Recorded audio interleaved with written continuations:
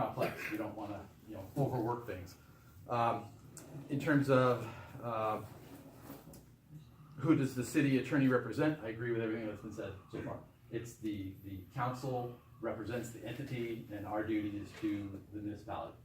So that's a clarification that we need to make. Anytime that the individual folks may have questions as an individual counselor, happy to talk to you about that to the extent we can. But once we cross over into the I'm giving you individual legal advice, then we have to pump the brakes on that a little bit.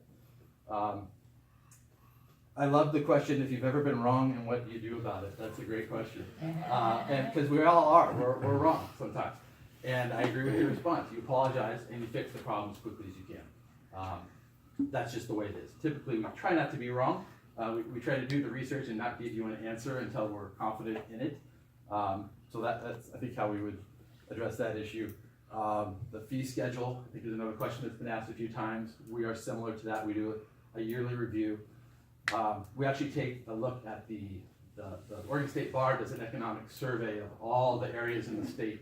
So fortunately, they don't say, well, Oakridge and Portland are the same, right? That isn't how it works. They have this kind of divided. So we look at the area that's applicable to the area that we're doing the work in, and the rates are compared across the board, and we try to stay in that to the middle lower end of those rates as well is our firm's policy. As a firm, community service is a big part of what we do as well.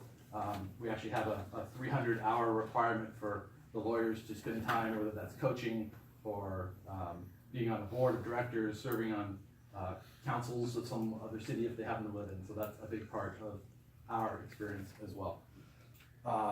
Brian, do you have anything you'd like to add on you or the firm? Sure. My name is Brian Millington, and I provide legal advice to municipal clients, primarily dealing with compliance with state regulations and working with state agencies to ensure that there's compliance there. For me, I would be personally proud to be able to have the opportunity to represent the city, and our firm would be proud. On a personal note, my wife and I are actually building a home here, so I care a lot about this city, and for some of that community involvement, one of the things I do is volunteer with the William Pass Ski Patrol on the weekends in the wintertime, and for fun I like to fish in the rivers around here, and so I just care a lot about this area, and it matters to me. It would be a real honor to be able to represent the community and participate in its success.